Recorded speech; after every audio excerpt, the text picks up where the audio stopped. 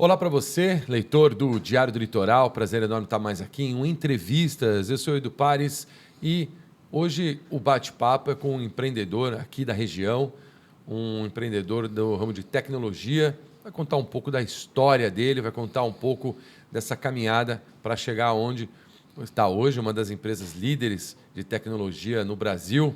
Eu vou conversar hoje com o Rezende Neto. Tudo bem, Rezende? Como é que tá? Graças a Deus, tudo ótimo. Prazer estar aqui, Eduardo. Obrigado. Rezende, que é CEO do grupo BS Tecnologia aqui na Baixada Santista. Grupo que não está só na Baixada Santista, mas Verdade. cresceu por aqui. Hoje está em todo o país, né, a BS? É verdade. Hoje nós estamos em todo o país. Na verdade, nós começamos no Rio de Janeiro. Começamos no Rio de Janeiro e fomos expandindo. Hoje nós estamos aqui também na Baixada, estamos em Santos. A empresa, então, começou no Rio, mas você é daqui. Na verdade, eu sou do Rio de Janeiro, morei aqui, voltei para o Rio. Então, estou meio dividido entre Rio e Baixada O Santista. bom é que tem uma praia no meio disso tudo. E olha, a gente hoje vai contar um pouco dessa história, um pouco dessa trajetória, né? Como tudo isso começou. Hoje a empresa, qual é o tamanho da empresa hoje? Só para ter uma ideia, assim, para a gente situar aí a nossa audiência, o tamanho da BS. É assim, hoje a gente tem, entre colaboradores, diretos e indiretos, cerca de 1.600 colaboradores em todo o Brasil hoje, atendendo grandes empresas no Brasil inteiro, né? Operação de TI, a parte infra, a gente tem alguns sistemas, então esse é o Grupo BS. Muito legal. E como é que vamos falar agora sobre o bate-papo de hoje?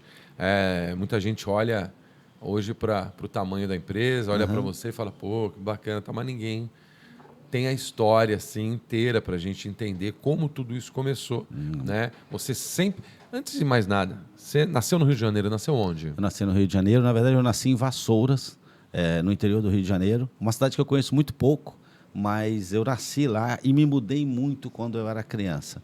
E eu vivi a minha adolescência, por exemplo, aqui na Baixada Santista. Se tivesse vivido em Vassouras, ia ser médico, basicamente, lá cheio de vaca. Você conhece, é isso mesmo. Eu conheço Vassouras, eu conheço. Isso mesmo. E aí você passou a adolescência aqui, você falou? Eu cheguei aqui por volta de 13, 14 anos.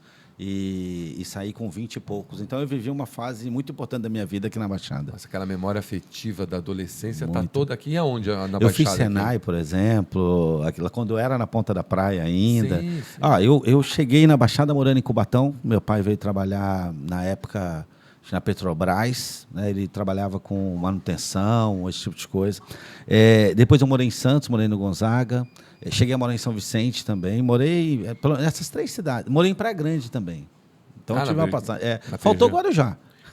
Ainda tá bom. Você está morando aqui na região agora? Moro em Santos? Moro na Aparecida. Moro na Aparecida. Isso. Então, está aqui do lado.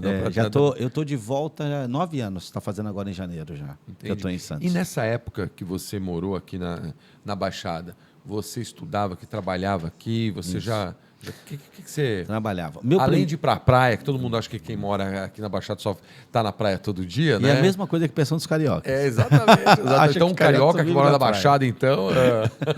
É como verdade. É que era? Como é que foi essa sua adolescência aqui? Então, eu estudei no Aristóteles, por exemplo. Eu morei em Cubatão uma boa parte da minha vida. Trabalhei. E no Senai.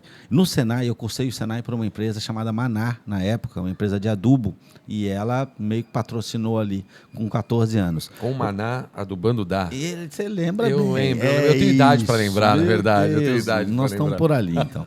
E aí, eu comecei a trabalhar na Maná com 14 anos, fazendo Senai, e eu achei que eu ia trabalhar na Maná o resto da minha vida.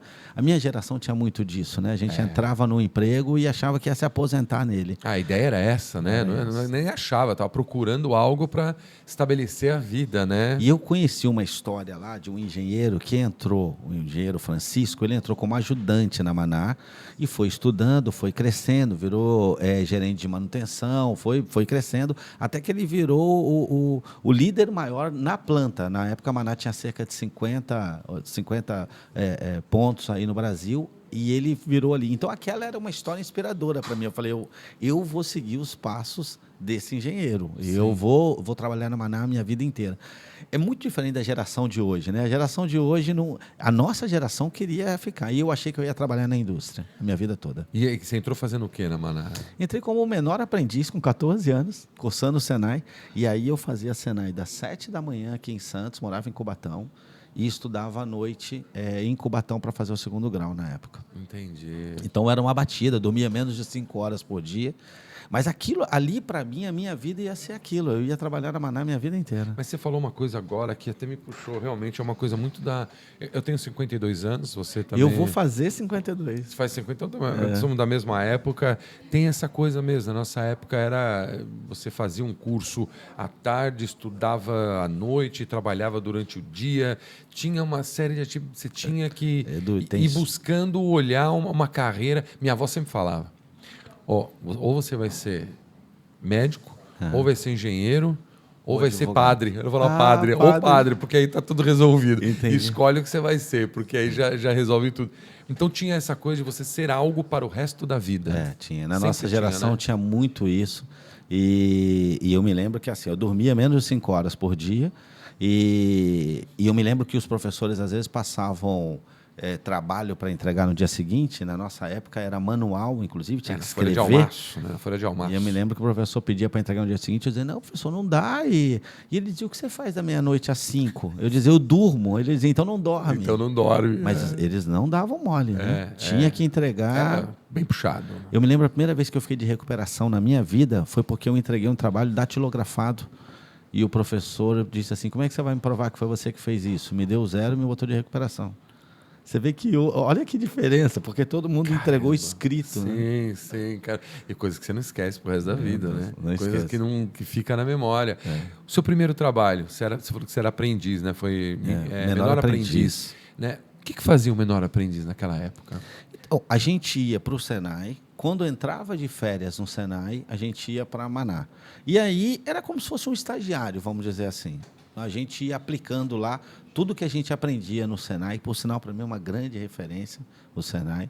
E aprendi muito no Senai, muito no Senai. E a gente aplicava o que aprendia, uma espécie de um estagiário. Um estágio mesmo, né? Um pequeno estágio. Dali, você... ficou aqui. Esse período todo você ficou aqui? Não, você e já dali eu fui coisas. Fazer muita coisa. Eu tive uma passagem também por uma loja que só a nossa geração vai lembrar, chamada Mesbla. A Mesbla? Trabalhei na Mesbla. Gigante do varejo. E aí eu também achei que ia trabalhar minha vida inteira no comércio. Mas é vendedor da Mesbla? Não. Eu trabalhava de vendedor na Mesbla e na época, sessão de brinquedos e tal. Onde tinha Mesbla? Tinha no shopping Miramar, que na época o Miramar era um shopping recém-inaugurado aqui. Era o shopping. E depois, quando eu mudei daqui, saí daqui, fui para Volta Redonda, tive uma passagem lá, trabalhei na Mesbla de novo. Então, você viu o logo da Mesbla. Indústria, comércio, e depois eu fui para o serviço. Aí, como eu tinha estudado eletrônica no Senai, aí eu fui trabalhar com manutenção de computadores. E aí eu entrei como técnico. Então eu passei por indústria, comércio e serviço. É engraçado você me falar uma coisa dessa, porque é uma trajetória mais ou menos similar. Hoje a gente está em lugares diferentes, mas eu também fiz, e na minha juventude eu fiz Escola Técnica Federal, que era hoje Cubatão? As ETECs. Não, eu sou de São Paulo. De São Paulo. Então eu estudei na de São Paulo, na Federal de São Paulo. Fiz mecânica também. Então, assim, também fui menor aprendiz. É engraçado, a nossa geração tem um caminho. Assim, quem não são os privilegiados, digamos assim, da nossa geração, tem que começar a trabalhar cedo, 14, 15 anos, já estava trabalhando, fazendo alguma coisa, e já seguindo um curso técnico profissionalizante, Isso já aí. pensando numa profissão. Verdade. E depois uma faculdade que também a gente fazia técnico, né? Para ganhar tempo, né? Porque dizia, porque eu vou fazer normal, não, já vou fazer técnico. E eu vou te dizer que eu não comecei a trabalhar com 14 anos porque eu quis. Meu pai me obrigou a trabalhar com 14 anos. O meu também. E vou te dizer que foi das melhores coisas que meu pai pode ter feito. Eu perdi os dois muito cedo. Minha mãe faleceu com 42. Começou uma luta com câncer com 36, meu pai faleceu com 52. E, na verdade, meu pai teve uma grande preocupação de me preparar para a vida. E eu vou te falar que, assim, eu acho que tem duas coisas na minha vida que me trouxe muita maturidade. Foi um impulso, assim, que foi começar a trabalhar, porque aí não tinha mais negócio de pai, mãe, era o chefe, era o patrão mandando, e é diferente. E quando eu tive meus filhos. Acho que foram 2 grandes momentos assim de maturidade muito grande. Tanto que eu tenho 4 filhos e os 4 começaram a trabalhar com 14 anos. É mesmo? Os 4. Mas você colocou eu eles fiz a mesma coisa que meu pai fez mesmo? comigo. Não Como é que tinha eles opção. aceitaram isso? Não é que aceitaram, foi um processo parecido com o que eu passei. Entendi. Meu filho, por exemplo, eu me lembro, ele com 14 anos assistindo série de bobeira, chegava da escola, ficava à tarde. Não, vamos parar, isso aí não tá bom não, vamos trabalhar. E aí coloquei para trabalhar. Mas na minha vida foi transformador isso, foi muito bom. O que você acha que fez a diferença para você, com 14 anos, já ter uma responsabilidade séria, já fora de casa, né? Isso. Não é um combinado que você tem em casa que você tem que cumprir, mas são regras que você já tem que estabelecidas. Eu acho, essa questão da disciplina, essa questão de saber cumprir ordens. E eu tinha uma coisa que meu pai sempre me ensinou muito, que foi a questão de ter iniciativa, de entregar mais do que me pediam. E eu acho que, assim, eu costumo dizer que tem dois colaboradores, dois tipos de pessoas que não servem para empresa nenhuma e dificilmente vão crescer. É aquele que não sabe cumprir ordens. Então, a gente precisa entender que existem regras que têm que ser cumpridas. E o segundo é o que só sabe cumprir ordens. Então, assim, cara, eu pedi para você varrer o chão, você varre o chão, mas não dá para catar o lixo e jogar. Não, você pediu só para varrer o chão.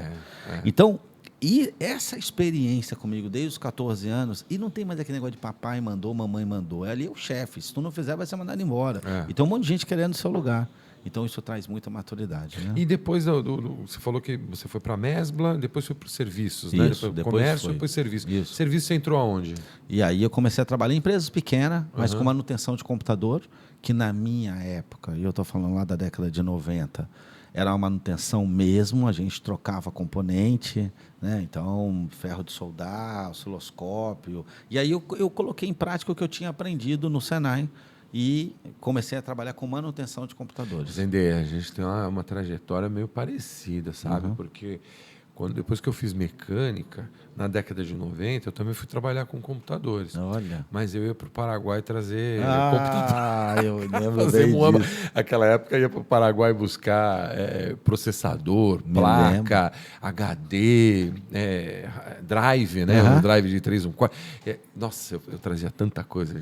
Era muambeiro, né? Eu ia lá. Então eu trabalhava com informática, mas distribuindo. E meu pai montava. Legal. Meu pai, eu trazia as coisas, meu pai montava as máquinas, a gente Me vendia lembro bem. pro pai, os Deus. 286, 386, era isso, não era? era? Já era isso daí, era mais ou menos XT, isso. Era isso aí. Isso, tinha. Nossa, então, tô adorando esse papo, porque eu tô Agora, relembrando. você vê uma também. diferença, inclusive, na nossa história, que é assim, eu não tinha uma veia empreendedora, Tânia. E meu pai botava muito na minha cabeça assim, tu quer ter tranquilidade, tu vai ser funcionário público, tu vai ser militar. Meu pai era. E aí tinha muito uma coisa assim de ser funcionário público, de ser militar, de ser... E eu não tinha na minha cabeça uma coisa de empreender. Você vê que você já tinha uma veia empreendedora quando você ia no Paraguai buscar as coisas. Tinha, mas sabe o que eu fui ser? Militar. Eu entrei na Academia do Barro Branco e fiquei lá 5 anos na Polícia Militar, para ser oficial da PM. Me formei, mas não quis seguir. Hoje seria coronel aposentado tudo, mas não quis seguir. Mas é isso. Olha só, é bem que você falou, ser militar.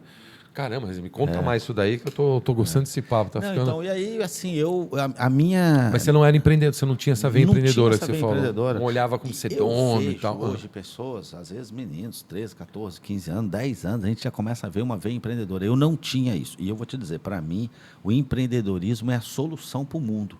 As pessoas precisam ter uma visão, uma veia empreendedora. Mesmo que trabalhem no CNPJ de alguém, mas com uma visão empreendedora. Eu não tinha isso. Então, eu gosto de dizer isso para não dizer, porque o empreendedor, o cara nasce... Não, eu não nasci. Eu não nasci empreendedor. Então, eu fui trabalhando. E cada lugar que eu entrava, o meu pensamento vou ficar aqui para o resto da minha vida. Vou trabalhar para ficar aqui o resto da minha vida. Essa era a nossa. E a vida foi me empurrando. E, é claro, eu não fui ficando, eu fui experimentando experiências diferentes, fui aprendendo o que eu devia e o que eu não devia fazer e fui trabalhando. Até trabalhei numa empresa por quase 10 anos e aí tinha uma coisa ali, eu trabalhei naquela empresa porque ali eu comecei a perceber que eu tinha uma visão empreendedora, mas intraempreendedora. Eu trabalhava na empresa como se fosse minha.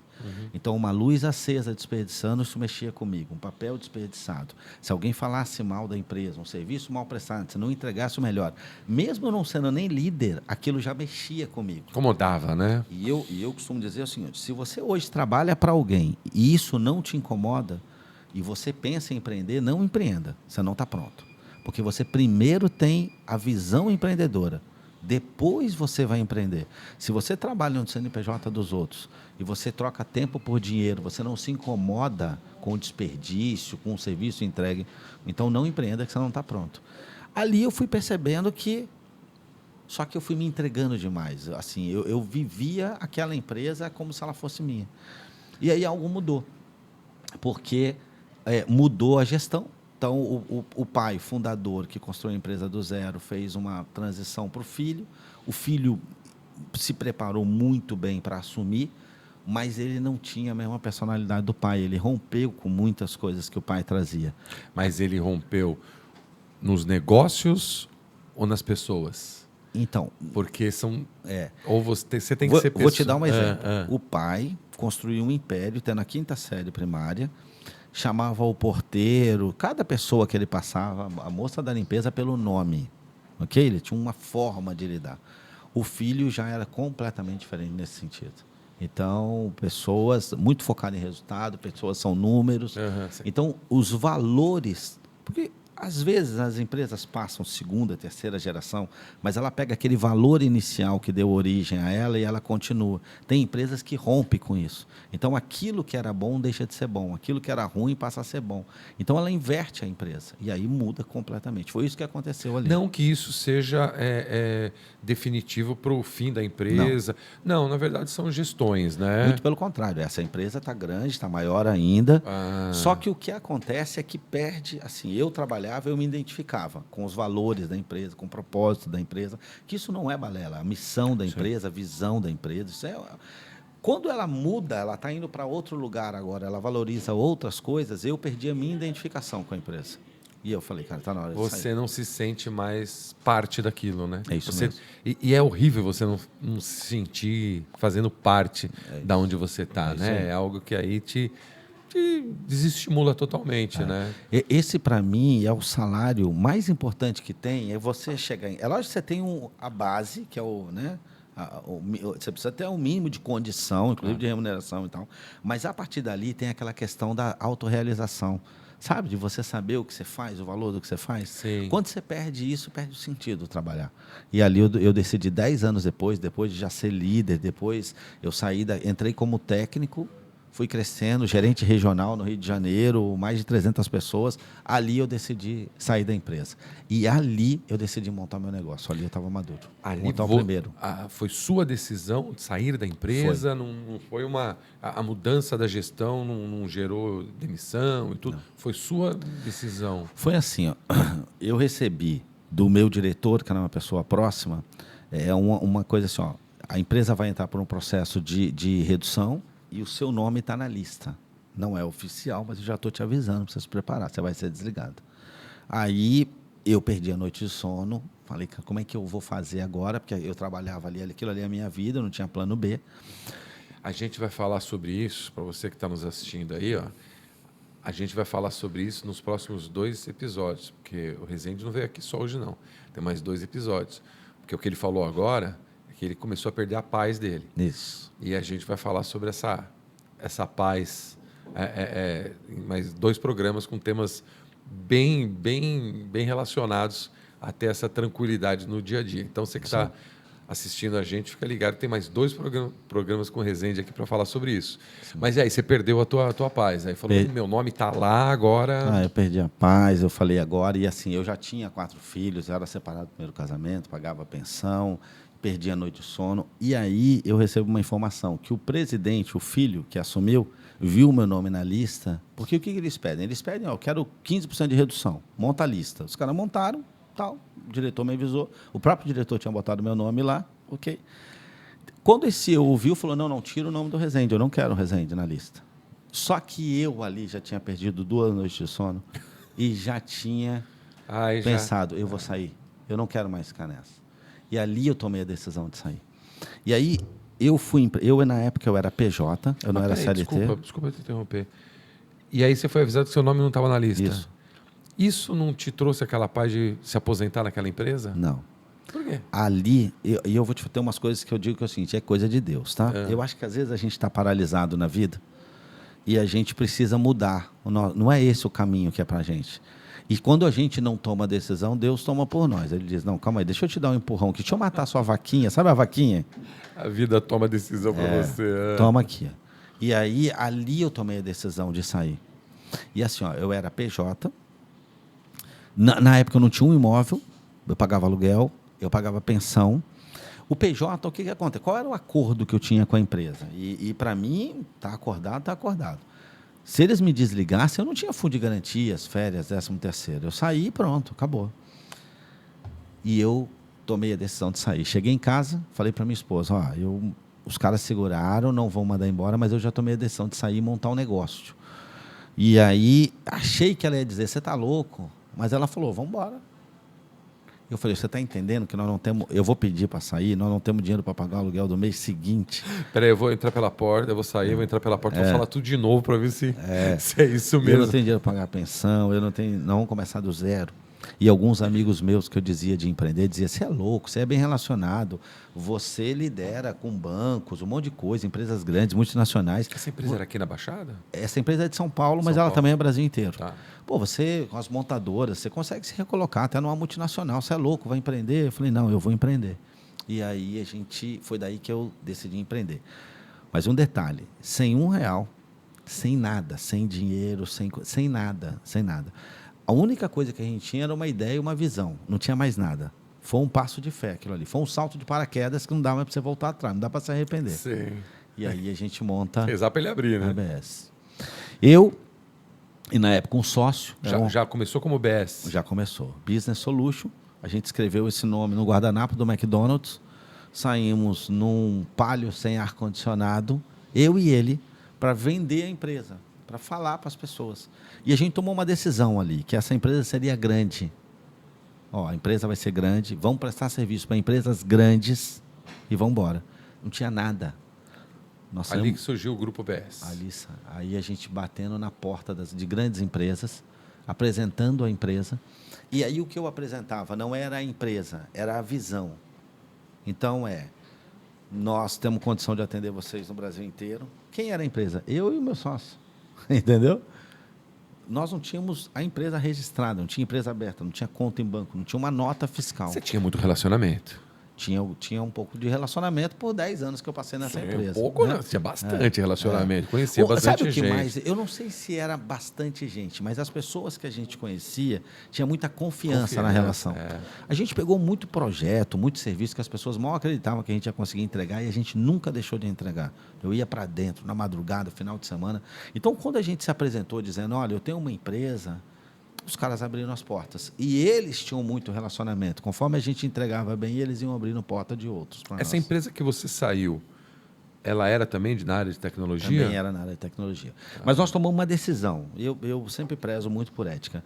Não bater na porta de nenhum daqueles clientes que eu atendia e não entrar numa de pegar contrato que era dos caras, serviço que era dos caras. Não era isso. Não era essa a ideia.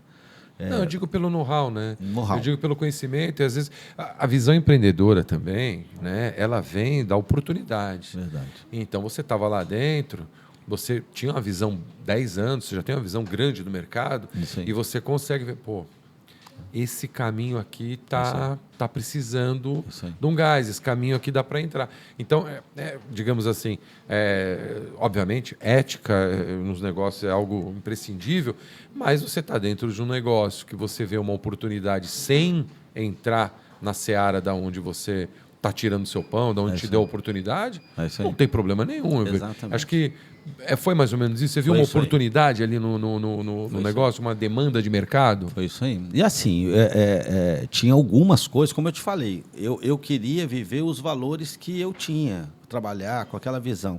E essa empresa tinha mudado a rota, ela estava indo para outro lugar, eu não queria ir para aquele lugar. E eu não estou falando, era TI, mas eu não queria mais aquela visão, eu não queria aqueles valores, eu queria esses que são os meus. E daí eu decidi do zero. Mas eu quero reforçar aqui, porque às vezes eu vejo muitas pessoas falando, não, porque para começar um negócio você precisa disso, daquilo.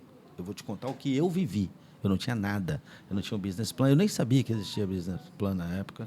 Eu não tinha dinheiro, eu não tinha nada. A gente vendeu uma empresa que ela existia na nossa cabeça. Só que tudo que nós nos comprometemos a entregar, nós entregamos. Tudo. Então, tenho condição de atender vocês no Brasil inteiro. Eu tinha um funcionário? Não tinha. Mas eu sabia como fazer isso. E quando me davam, diziam, então toma aqui, vai lá fazer. A gente entregava. Entendeu? Então, foi assim que nós começamos, sem nada, sem R$1. E a ABS, e eu sempre, desculpe, eu pensei que fosse Business Technology. Business Solution. E eu também achei que fosse um BS de Baixada Santista, sabe assim? Eu falei assim, pô, tá por aqui, deve ser alguma coisa assim, mas não, era soluções tecnológicas, negócios tecnológicos. E esses primeiros negócios eram quais, assim, especificando mais assim, a fundo? Que tipo de negócio que era? Nós fomos nos apresentar numa empresa, numa grande empresa no Brasil, uma referência no segmento, e oferecer serviço para ela.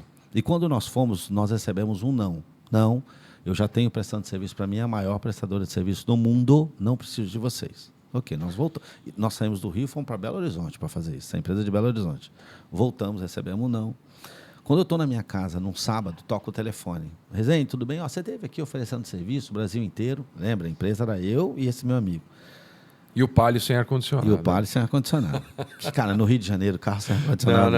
Não tem condição. Não dá. Aí nós estamos tendo um problema lá em Teresina e a empresa que me atende, a maior prestadora de serviço do mundo, não está conseguindo resolver. Você consegue resolver? E eu disse, claro. Nunca fui em Teresina, não conhecia ninguém em Teresina. Eu disse, a gente resolve. Não sabia que um avião demora tanto tempo para chegar lá.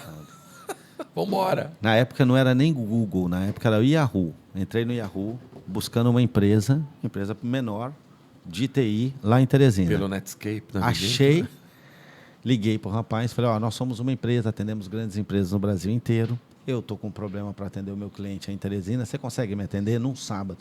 Ele falou, eu vou lá. Aí foi para lá.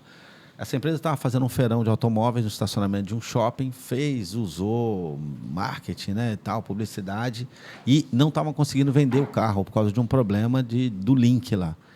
Esse parceiro foi até lá, que eu nunca tinha visto na vida.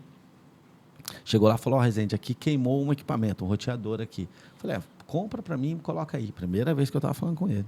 Ele falou, Rezende, isso aqui não é Rio, São Paulo, não. Eu não consigo comprar um roteador desse essa hora. Eu falei, mas tem que ter um jeito. Ele falou, só tem um jeito. Eu falei, qual? Ele falou, só se eu tirar do meu escritório. Ele tinha escritório e eu não tinha. Ele tirou, eu falei, então tira. Ele tirou, colocou. Eu liguei para esse cliente, para essa empresa grande, e disse, está funcionando. Então, assim, a maior prestadora de serviços do mundo não conseguiu resolver, a gente resolveu. A gente tem um dos nossos valores na nossa empresa chamado fé. E fé, nesse sentido, é de acreditar que dá. Se você acredita que dá, dá. Henry Ford dizia, se você acha que dá, dá. Se você acha que não dá, não dá. Você sempre tem razão. Então, a gente impulsiona muito isso. Vamos, dá para fazer. Se alguém consegue, a gente também consegue. Ali, a gente abriu conversas com essa empresa. No primeiro mês, eu tinha 3 contratos com grandes empresas do Brasil. Tudo assim, quebrando pedra, fazendo o que ninguém fazia. Mas como que era isso? O cara me ofereceu um contrato para pagar em 2006, R$80 por mês, para eu fazer um atendimento quando a maior prestadora do mundo não conseguisse atender. Eu falei, meu Deus, isso não paga minhas contas. Mas eu falei, tudo bem, é o que tem para nós, vamos lá. Só que eles tinham obras no Brasil inteiro. E essa maior prestadora não fazia as obras. A gente começou a fazer. E ali eu comecei a faturar. Ali, 200 mil, 300 mil... e cada obra 60 mil, e ali começa essa história. Tá. Oi, IBM. A gente até hoje tira eles. Oi, IBM. O IBM foi por causa de um modem. Foi por causa de um modem em Teresina. Vai vendo só, IBM. Às vezes, problemas pequenos geram grandes perdas. Né?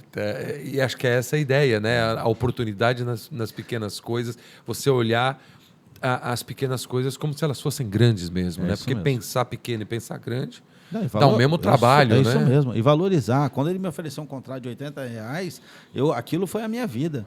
E eu costumo dizer assim, você pega essas empresas muito grandes, elas são como se fosse um transatlântico. É uma linguagem para o povo da Baixada. Um transatlântico. Você manobrar um transatlântico dá um trabalho. Você frear ele, parar, dá um trabalho. Nós somos uma lanchinha, eu costumo dizer, perto desses caras. Então, a gente tem muita flexibilidade. A gente pode não ganhar deles no nome, na estrutura, mas na flexibilidade, a gente não dá chance. E a partir daí, você e teu sócio e o Paliozinho, aí já deu para pegar um ar-condicionado aí, né? Não, aí nós fomos evoluindo. No primeiro mês, 3 contratos com grandes empresas do Brasil. Anos depois, quando eu monto a área comercial, um gerente comercial disse para mim assim: ô Rezende, deixa eu te explicar uma coisa que a minha experiência mostra. Um contrato desse demora 6 meses para fechar, eu apertando os caras de meta. E eu falei, é mesmo, ainda bem que eu não sabia disso. Como eu não sabia, a gente fechou 3 em um mês. Não é verdade? Tem coisas que você saber te faz mal. Faz mal. Não é? Quando você sabe que algo é difícil, é impossível, isso normalmente faz mal. É que tem a frase, né? E ele não, mesmo sabendo que não poderia ser feito, foi lá e fez, não é isso? Mais ou menos isso. Não sabendo que era impossível, foi lá e fez. Alguma coisa assim. Essas frases, né? Então, e tem uma parada hoje em dia que se fala muito, Rezende, e é assim, as pessoas estão um pouco cansadas disso, né? O que a gente tem aqui é uma história real. Verdade. Né? É uma história que aconteceu e continua acontecendo. Continua.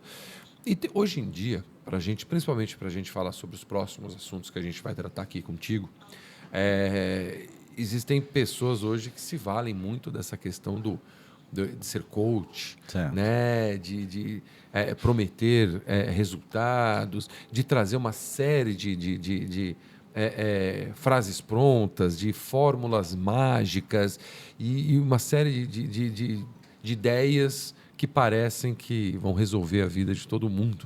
Né? E é importante para quem está nos assistindo, entenda que o que está sendo falado aqui são histórias reais. Tudo isso aconteceu, não é uma fórmula ou um e-book que você vai falar sobre o que fazer, o que não fazer. É baseado na sua experiência. Verdade. É isso que você está trazendo aqui para a gente.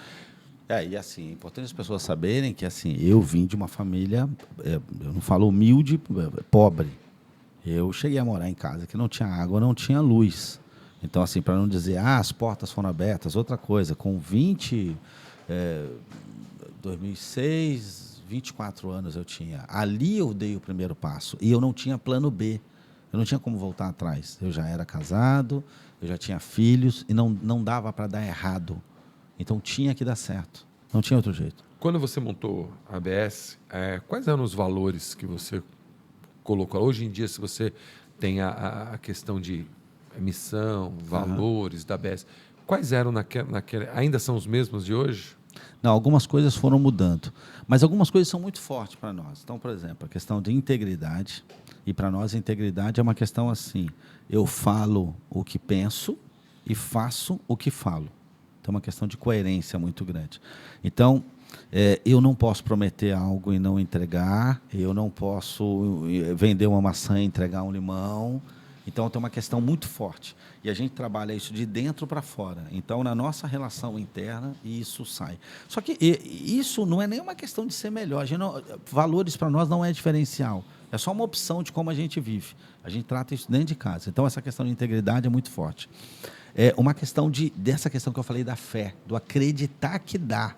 Amigo, se alguém pode fazer, nós podemos fazer. Com as mesmas condições que nós temos, então nós também podemos fazer.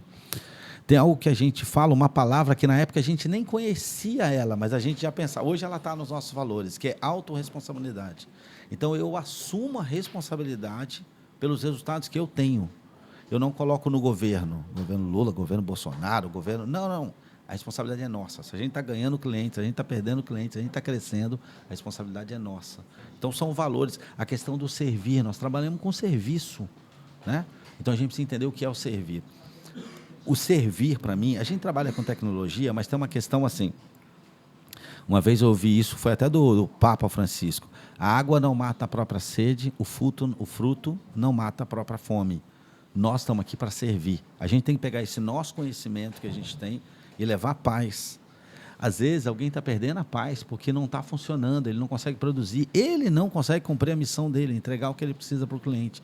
Então, nós precisamos servir, colocar aquilo que nós conhecemos, aquilo que nós sabemos, a serviço do outro. Então, são alguns dos valores aí que nos guiaram e nos trouxeram até aqui, por exemplo. E é interessante você falar isso, porque dentro do ramo que você trabalha, do tipo de serviço que você oferece, hoje em dia é como se fosse o tipo de serviço que não pode falhar em momento algum. Não pode. Não existe uma possível, que nem a gente está aqui, para quem está assistindo agora, se cair a internet, de queimar um aparelho, queimar uma conexão de quem está nos assistindo, quiser saber qual é o final, a pessoa fica desesperada. E as pessoas hoje têm uma ira, uma raiva dentro, com tecnologia, né? Como se algo que tivesse ali nunca desse problema, nunca desse falha. É uma responsabilidade grande, muito né? grande. Nós, assim, a gente tem uma dependência total hoje, né? Qual empresa você vê hoje que não depende de tecnologia? É muito difícil, né? Então a gente depende completamente, e-mail, internet, você passar um cartão, o tempo inteiro a gente depende muito. Não pode parar, nós somos muito cobrados. E ainda existe uma maldade no mundo, que é a questão de invasões, né? Então a gente precisa cuidar, né, da questão de segurança muito grande, porque por mais que você não deixe parar, existem pessoas de fora tentando atacar, arrombar. Então a gente precisa cuidar disso tudo. Uma coisa que a gente passou por um processo, a gente trabalhou com empresas muito grandes há alguns anos atrás, cerca de 4, 5 anos atrás, a gente percebeu que as médias empresas, elas não tinham uma grande referência no Brasil. E aí nós assumimos a responsabilidade de nos tornar essa grande referência. A gente quer pegar tudo que a gente aprendeu com os grandes e trazer para as médias empresas. Então, por exemplo, as grandes empresas, elas trabalham na questão corretiva, quebrou, conserta, mas elas já perceberam isso que você falou, não dá para deixar quebrar. Então, elas trabalham muito com prevenção e trabalham muito com inovação, alinhado ao negócio. Gerar mais lucro, menos despesa, melhor experiência para o seu cliente, mais segurança. E é nessa forma, é isso que a gente está trazendo agora para as médias empresas. E o nosso objetivo é nos tornar a maior referência em soluções de TI para pequenas e médias empresas. As soluções de TI na área de infraestrutura, na área de comunicação, especificamente em quais áreas? Não deixar o cara parar. Então, a gente cuida de infraestrutura. Não deixa ele parar. É a melhor infraestrutura, a melhor relação custo-benefício para que o colaborador dele possa produzir da melhor forma possível. Então, assim, a parte de infraestrutura e a parte de inovação. A gente entende para onde o cliente quer ir e aí a gente propõe soluções para ajudar ele. Porque hoje a tecnologia está muito alinhada a essa questão de resultado. Tem que estar alinhado com a estratégia, né? Inovação você entende como o quê, hoje em dia, dentro da sua área? O que é inovação? Então, inovação não é invenção, vamos dizer assim, mas é algo que até então aquela empresa não fazia, que a gente pode propor para que ela faça, para que melhore os resultados dela. Melhorar o resultado pode ser mais lucro, menos despesa, melhor experiência do seu cliente, né? E hoje em dia é tudo personalizado, né? Tudo personalizado. A empresa quer uma solução ali para o nicho de mercado dela, X, vender sapato vegano, não sei como é que... É tudo muito personalizado. Quanto mais diferenciação a empresa propõe, mais vantagem ela tem, né? A verdade é que, senão você cai na questão da briga por preço. Se o que você faz é igual os outros fazem, você vai ter que brigar no preço. Mas quando o que você faz é diferente, você entrega algo que alguém não entrega, você especializa no nicho, e é isso que a gente quer apoiar as empresas a fazer.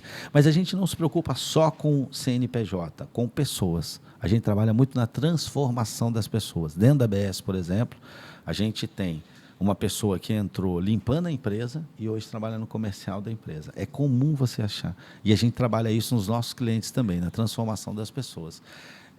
Nós somos uma empresa que, apesar da gente trabalhar com tecnologia, a gente foca muito no ser humano. A gente foi eleito 4 vezes uma das melhores empresas do Brasil para se trabalhar em TI e Telecom. Então, o ser humano, dentro da empresa, todo dia a gente tem reuniões, a gente se preocupa, a gente leva conteúdo sobre finanças. O que a gente entende? Quando o nosso colaborador está com problema financeiro, a performance dele cai. Como é que esse técnico sai para atender se a luz dele está sendo cortada? E a gente entende que o problema financeiro dele não tem tanto a ver com quanto ele ganha, tem a ver com a relação dele com o dinheiro. A gente conhece pessoas que ganham R$ 2.500, que guardam dinheiro, têm um carro próprio, e conhecemos pessoas com 30 mil que estão todo enrolado com busca e apreensão. A gente trabalha com relacionamento, a gente apoia. Levar casar. O nosso técnico que é casado, a gente coloca ele num treinamento para casais. Porque quando um colaborador passa por uma separação, a performance dele cai para um divórcio. Eu já passei por uma separação, né? Relação com filhos. Porque quando o colaborador descobre que o filho dele entrou nas drogas, como é que esse cara vai continuar vendendo? Como é que ele vai continuar atendendo? Ou está tendo problema na escola, bullying, qualquer... E saúde, a gente tem diariamente. E cuidando da prevenção da saúde, para que esse cara saiba cuidar da própria saúde. De novo, quando ele tem um problema de saúde, como é que ele entrega a performance? As pessoas às vezes olham no mercado e falam, cara, vocês são loucos, não tem nada a ver com TI. Não, você não está entendendo. entendeu? Essa é a melhor forma da gente cuidar dos nossos clientes. A gente cuida dos nossos nas áreas que a gente vê que gera mais impacto para que eles não venham a ter problema, preventivamente. Então, a gente trabalha preventivamente com problemas dos nossos clientes para ele não vir a ter, mas também com pessoas. Você acaba levando um pouco da sua filosofia de vida para dentro da empresa também, isso. levando esses valores. É por isso que você está para lançar um livro, não é Isso aí, que a gente isso vai mesmo. falar aqui também nos próximos episódios aí. Qual foi a ideia de lançar o livro, Rezende? Então, foi uma questão que tem mexido muito e é sobre comigo. o quê, perdão? É uma questão que assim tem mexido muito comigo o quanto as pessoas têm perdido a paz. E é por isso que é o seguinte, você falou de coach, eu fiz um treinamento de coach, não para ser coach, hoje eu não trabalho como coach, mas a verdade é que o conteúdo que eu aprendi ali, uma série de conteúdos, masterminds que eu participo, me ajudam muito a me desenvolver, eu aplico nos meus negócios, pego o que dá certo nos meus negócios. Para você ter ideia, hoje eu lidero uma comunidade de empreendedores ligados a uma igreja, a Igreja Lagoinha, aqui em Santos, o CRI, que é um projeto social. Então, assim, ele não tem custo. As pessoas vão lá e eu passo para elas o conteúdo que eu aprendi, que eu apliquei nos meus negócios que deram resultado. Meu objetivo é que eles se desenvolvam e não tem custo. Da mesma forma, eu vi que as pessoas vinham perdendo a paz por uma questão financeira. E vi que há uma questão assim, a pessoa está endividada, ela resolve as dívidas, passa um tempo, ela está endividada de novo. Então, ela precisa mudar essa relação que ela tem com o dinheiro. Então, o livro trata disso.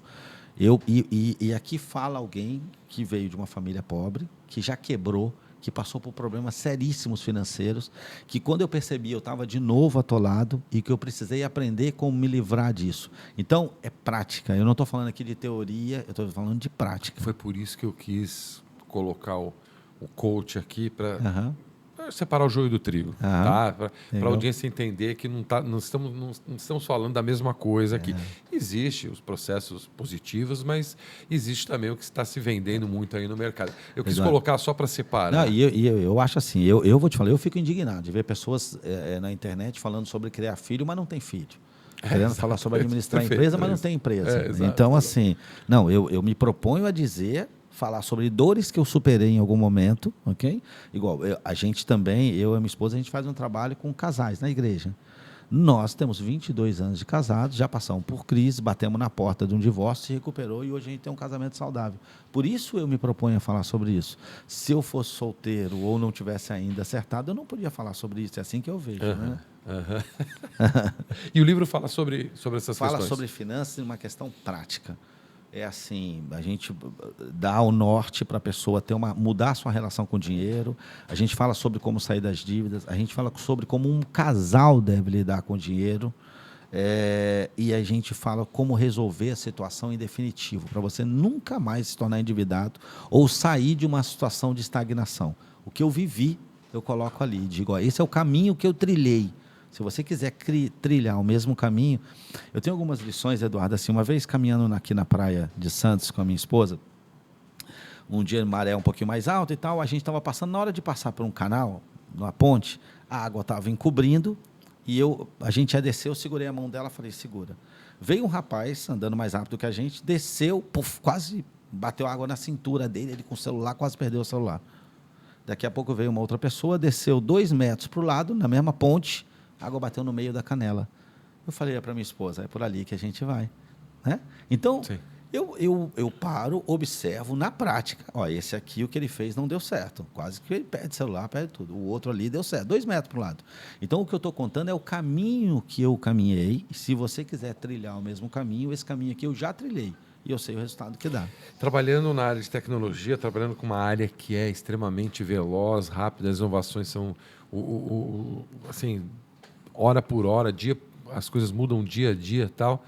Como é que você entende a paciência no dia de hoje? Né? Você trouxe um exemplo agora, o cara caiu, quase perdeu o celular porque foi andando, e aí outro olho, quando você ficou parado ali olhando, vendo... Paciência no dia de hoje, né? Como é que as pessoas estão lidando com isso?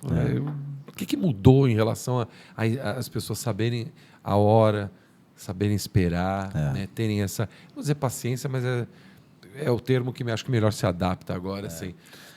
Para mim tem uma questão de sabedoria. A gente precisa ter sabedoria. Então, por exemplo, é muito importante você ter um mentor, Quando a palavra mentor hoje, tá, mas é assim, você precisa ter um conselheiro, precisa ter alguém para se aconselhar em todas as áreas da vida. E pessoas não teóricas, pessoas que estejam caminhando pouco à sua frente.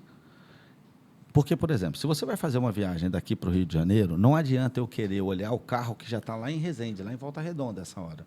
Eu não consigo nem observar ele. O que eu preciso quando eu estou numa neblina, numa chuva? Eu miro um carro que está a poucos metros à minha frente e vou na velocidade que ele vai. É isso que nós precisamos. Existem pessoas assistindo lives, por exemplo, o Janguier Diniz, é um cara que eu gosto muito, Flávio Augusto. Só que esse cara é bilionário, esse cara tem milhares de colaboradores. Se eu tenho 5, como é que o que esse cara fala ainda não serve para mim? Eu preciso acompanhar alguém que tenha 50, alguém que tenha 80. Esses caras, hoje, ele pode ser um modelo para mim. Então, eu preciso ter um grande mentor. Existe uma questão no celular, no mundo de hoje, que você vê o WhatsApp, depois que eles botaram aquele 2x, a maioria das pessoas ouvem áudio e querem soluções muito rápidas. A gente precisa ter sabedoria para tomar decisões. Às vezes, a gente toma uma decisão errada que impacta a nossa vida em várias áreas da vida. É uma coisa que eu digo hoje. A pessoa muda de emprego, ela impacta, ela atrapalha o casamento dela, ela atrapalha tudo. Então, ela precisa ter sabedoria, precisa ter um mentor, precisa tomar decisões embasadas. Não adianta querer botar 2x para tomar esse tipo de decisão, né? Exatamente. Duplicar a velocidade. E você acredita que existem empresas, assim, principalmente na área na nossa área, comunicação, que também usa muito tecnologia na sua área, que acabam querendo soluções rápidas e pulando etapas, assim, esperando que as soluções venham rápidas, como trabalham com a internet, da mesma forma que trabalham com comunicação, a velocidade tem que ser a mesma no dia a dia. Como diferenciar isso, né? Da expectativa do cliente, que ele exige velocidade, e da sua forma de atender aquele cliente, sabendo seguir cada etapa do negócio, para não... Às vezes a velocidade dele ela tem que ser a sua, mas você tem... Como é que é? Você vai devagar mais rápido, né? Que a gente fala, você vai devagar mais rápido. Como é que equaciona isso? Na cabeça do gestor.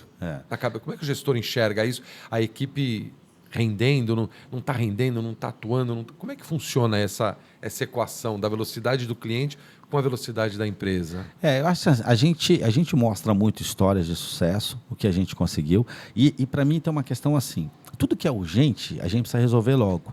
Só que eu preciso entender que o que é urgente hoje, um dia foi importante e nós não demos importância para aquilo. Então, hoje existe algo que é importante. Então, por exemplo, tem um material inflamável ali e perto tem uma faísca. É importante que você resolva isso. Aí você não resolve. Um dia vai pegar fogo, aí tu não tem mais, você precisa resolver. Sim. Então, quando a gente entra num cliente, a gente primeiro mapeia o que é urgente, resolve o urgente, porque não tem mais tempo, tem que resolver. Só que a gente começa a mostrar para ele o que é importante, dizendo, ó, isso aqui é o incêndio de amanhã. Se a gente não resolver, amanhã vai pegar fogo. Quando você resolve preventivamente, fica mais barato, né? Você tem mais tempo para pensar. Na hora do incêndio, você não tem o que pensar, meu amigo. Você faz o que tem que fazer. Sim. Então, a gente, às vezes, por exemplo, a gente tem clientes que a gente aponta, ó, você tem uma falha de segurança aqui, você precisa investir tal coisa, você tem 3, esse fecha mais, então, ok. Na hora que invadiu, querido, agora não tem mais o que fazer. Agora você vai pagar o mais caro possível, é o que está para resolver rápido. Então, é isso. Agora, existem pessoas, eu falo assim, é muito gostoso trabalhar com pessoas que têm um coração ensinável. Então, ele está aberto. Um coração ensinável. Está aberto para aprender, tem uma humildade, ok. Agora, existem aqueles que não, eles acham que sabem. Eles não dominam, mas acham que sabem. E aí pagam o preço por isso. Vão sentir a dor mais cedo ou mais tarde, né? E como trabalhar essas pessoas? Ou elas não têm uma... O que eu costumo dizer o seguinte, a questão da consciência é uma porta que só abre de dentro para fora. É igual um ovo, né? Quando o ovo quebra de dentro para fora, sai vida. Quando ele quebra de fora para dentro, não. Então, o que a gente pode é provocar, dar informação para que essa pessoa tome a decisão. Para mim é como, por exemplo, você pega um viciado em drogas. Ele só o dia que ele tem a consciência de que ele é viciado e que ele precisa de ajuda, é que ele pode ser ajudado. Até ali ele não tem como ser ajudado. Então, é da mesma forma. A gente vai mostra número, olha, essa pessoa passou por isso. Só que tem pessoas que estão cegas, não querem fazer. E essas pessoas vão pagar o preço por isso. Por isso que as empresas precisam ter foco. Elas precisam saber quem é o cliente que ela quer atender, quem ela pode ajudar. O maior erro que uma empresa pode cometer é achar que pode ajudar todo mundo e atender todo mundo. Não é verdade. A gente, no nosso processo comercial, quando a gente pega um cliente que ele tem problemas, mas ele diz, não, mas isso para mim não é importante, vai ficar assim mesmo, eu digo, ok, boa sorte para você, ok? E vamos para o próximo. Vamos ajudar quem quer ser ajudado. Não? Esse é o caminho, né? Para você poder solucionar o problema dos outros, ou pelo menos indicar caminhos para a solução, né? Verdade. A gente estava falando, antes de entrar no ar aqui, antes de gravar, que você, esse começo de ano, fez aí uma reunião com os líderes aí, com o pessoal mais... as lideranças, né? O pessoal que entregou, o pessoal que foi atingiu as metas e tudo. Quais são os planos para esse 2024 para a ABS? Aí, como é que você enxerga o mercado? Crescimento, outras áreas de atuação? O que está na mira de vocês esse ano aí? Então, qual é a fé desse ano? A gente vai trabalhar muito forte nessa questão das médias empresas. A gente está trabalhando para se tornar aí uma grande referência. Tem uma questão de franquia também, né? Então, assim, a gente vai acelerar, a gente tem um processo de franquia, porque existem algumas empresas menores, ou alguém que tenha vontade de abrir uma empresa de TI local, por exemplo, a pessoa só trabalha em Santos, só trabalha... A gente quer dar oportunidade para essas pessoas fazerem parte do Grupo BS. Então, tem uma franquia nossa, e aí a gente passar todo o nosso know-how, vamos para 18 anos agora, para a gente levar prosperidade para essas pessoas também. Então, uma preocupação com esses empresários, assim como a gente tem no CRI, que é esse grupo social que a gente tem, das pessoas entenderem que elas podem ter prosperidade em todas as áreas da vida. Então, tem uma questão financeira, uma questão profissional, mas também uma relação conjugal, uma relação com os filhos e tal. Então, a gente tem uma meta de crescimento de 35%, porque nós vamos focar muito nas médias empresas esse ano. Como você falou, esse final de semana a gente reuniu... Isso é uma outra lição, tá? Houve uma época na BS que a gente fazia festa, e aí festa para todo mundo. E aí, e aquele colaborador que estava prestes a ser demitido, e aquele que estava estagnado, e o melhor, todo mundo era tratado igual. E uma das coisas que eu aprendi nesse tempo é que a maior injustiça que a gente pode fazer é tratar todo mundo igual. Então, hoje, o que a gente tem? A gente tem um processo durante um ano, onde a gente vai elencando e vai mostrando quem as pessoas estão sendo referência, os colaboradores estão entregando mais resultados, estão se destacando, e essas pessoas vão, durante o ano, conquistando o direito de estar numa festa para elas. Aí, o que a gente investe é maior para elas. Então, a gente participou de bateria de kart, a gente fechou uma área do Tertúlia lá com essa galera, trouxeram parentes, pessoal vieram de fora e tal, e concorrem a prêmios, e aí teve ganhando cruzeiro e tudo. Só que a gente hoje faz isso com as pessoas que se destacam. E aí o que a gente espera é que os demais queiram estar aqui ano que vem de novo. E a gente tem dito nesse ano de 2024, é o ano das oportunidades para quem está na ABS. Inclusive, a gente está com vagas para contratar. Alguém estiver assistindo aqui, quiser se candidatar, a gente tem vagas abertas para a área comercial, área técnica. Olha o bonde do Job passando aí na sua isso tela. aí, O bondinho do Job aqui passando aqui embaixo. Fica ligado. BS Tecnologia. Rezende, terminando por hoje. Por hoje vai terminando, porque, como a gente disse, tem um livro que vai ser lançado. E esse papo aí acabou trazendo outras...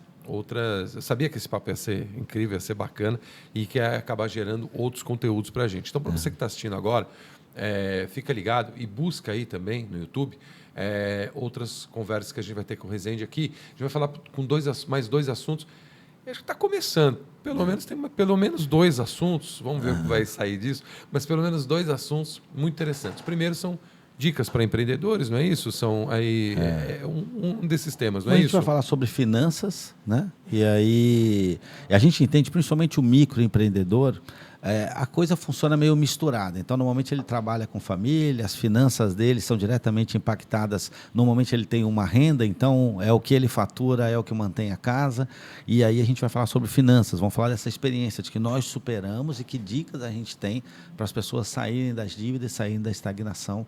E a relação do casal, por exemplo, com o dinheiro. Esse é um dos assuntos. Esse é um dos assuntos. Outro assunto, a gente vai falar sobre a questão do dicas aí para os empresários, microempreendedores, principalmente, pequenos empresários, coisas que nós já passamos. Eu não vou falar de coisas que eu ainda vou passar, então coisas que nós já passamos e como eles apontarem a gestão do negócio deles para uma coisa que vai gerar mais prosperidade para a vida Para ficar deles. bem claro para você que está assistindo, assunto é para o CNPJ. É. E outro assunto é para o CNPJ não se misturar com o CPF. É isso aí. E falar um pouco sobre infidelidade Financeira. Por isso, essa assunto questão que do tem casal. aí trabalhado a mídia forte. A Não é questão isso da Ana Hick, uma questão de Larissa Manoela, uma questão de como é que a família lida com o dinheiro da empresa, essa questão de como você lida com o dinheiro. Rezende, muito obrigado. Nada. Quero agradecer Rezende Neto, CEO da BS Tecnologia, com a gente aqui. E procura aqui, se você terminou esse papo, chegou até aqui, dá um Google aqui no próprio YouTube, procura aqui no YouTube, Rezende Neto, Diário do Litoral, você vai achar outros conteúdos que vão estar nessa sequência, que vamos bater esse papo aqui com o Rezende no Diário do Litoral. É isso aí, Edu. Obrigado, viu? Obrigado pela oportunidade. E aí, sempre que vocês convidarem, a gente está por aqui. Gostei muito aí desse Adorei. Vou Então, estar aqui com certeza. Esse foi o Entrevistas dessa semana. Te espero no próximo. Siga-nos nas redes sociais, @Diário do Litoral. Por aqui você acompanha os nossos conteúdos. Toda semana, novos conteúdos, jornalismo, entretenimento.